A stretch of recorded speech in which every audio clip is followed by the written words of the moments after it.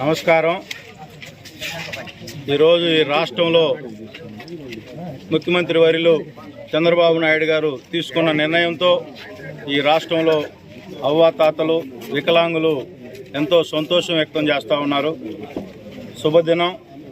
ఏవైతే ఈ రాష్ట్రంలో ఆర్థిక ఇబ్బందులు ఉన్నా ఎలాంటి ఇబ్బంది పడకూడదు. మనం ఎలక్షన్లో ఏవైతే చెప్పామో అవ్వాతాతలకి వికలాంగులకి 4,000 రూపాయల పెన్షను, అలాగే 3 నెలల నుంచి 3,000 రూపాయలు 7,000 రూపాయల పెన్షను ఇవ్వడంతో ఈ రాష్ట్రంలో అవ్వాతాతల ముఖాల్లో సంతోషం చూస్తూ ఉంటే మా అందరికి కూడా చాలా సంతోషంగా ఉంది.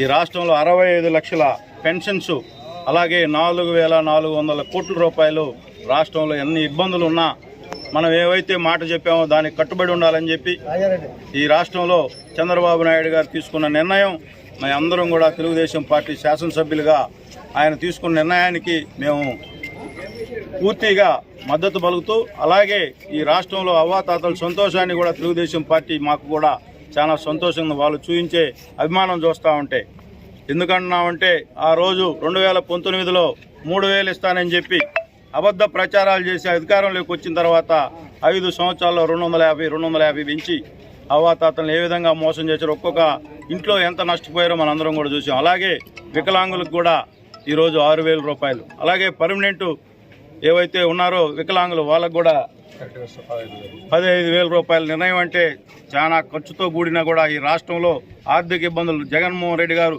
చేసిన విధానంతో ఈ రాష్ట్రం ఆర్థికంగా నష్టపోయినా కూడా దాన్ని కూడా ఏదో ఒక విధంగా మరలా రికవరీ చేసుకోవచ్చు రాష్ట్రాన్ని అని చెప్పి ఒక ఆలోచనతో చంద్రబాబు నాయుడు గారు తీసుకున్న నిర్ణయం ఈ రాష్ట్ర ప్రజలందరూ కూడా చాలా సంతోషం. తెలుగుదేశం పార్టీ కేడర్ కూడా మేము ఏదైతే మాట చెబితే నిలబడి ఉంటామనే దానికి ఈ కార్యక్రమం ఒక నిదర్శనం అని చెప్పి తెలియజేసుకుంటూ, ఈ రాష్ట్రంలో చూస్తూ ఉన్నాం మనం గత ప్రభుత్వం ఈ ప్రభుత్వం ఈ 5 సంవత్సరాల్లో చేసిన విధ్వంసం చంద్రబాబు నాయుడు గారు మాకు కూడా ఒకటే చెబుతా ఉన్నాడు. వాళ్ళు చేసి నాశనం అయిపోయింది ఆ పార్టీ. ఈరోజు తెలుగుదేశం పార్టీ కూడా అటువంటి కార్యక్రమాలకు మనం ఎక్కడా కూడా పాల్పడొద్దు. మనల్ని ప్రజలు ఆశీర్వదించారు.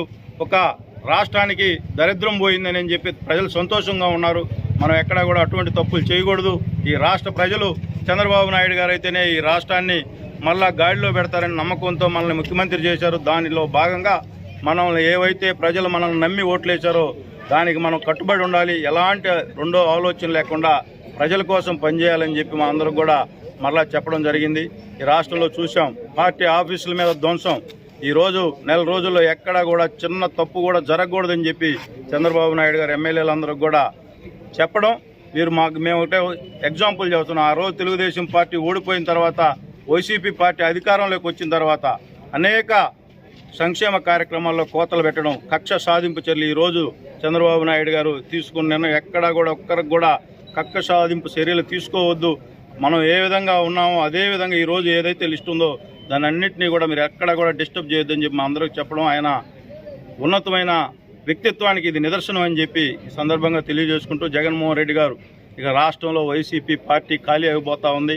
ఈ రాష్ట్రంలో వైసీపీ పార్టీ 2029 లోపే కనుమరుగైపోయే పరిస్థితి, ఆల్రెడీ ఎక్కడికో అండర్ గ్రౌండ్కి వెళ్ళిపోయే పరిస్థితి ఉంది. రాష్ట్రంలో వైసీపీలో వాళ్ళు చేసిన దౌర్జన్యాలకి, వాళ్ళు చేస్తున్న అరాచకాలు ఎన్నో మన రాష్ట్ర ప్రజలందరూ గుర్తించి లాస్ట్కి సింగిల్ డిజిట్కి దగ్గరలోకి వచ్చేసి పరాభవం చెందిన పార్టీ వైసీపీ. తప్పకుండా మేము అందరం కూడా ప్రజల కోసం పనిచేస్తాం.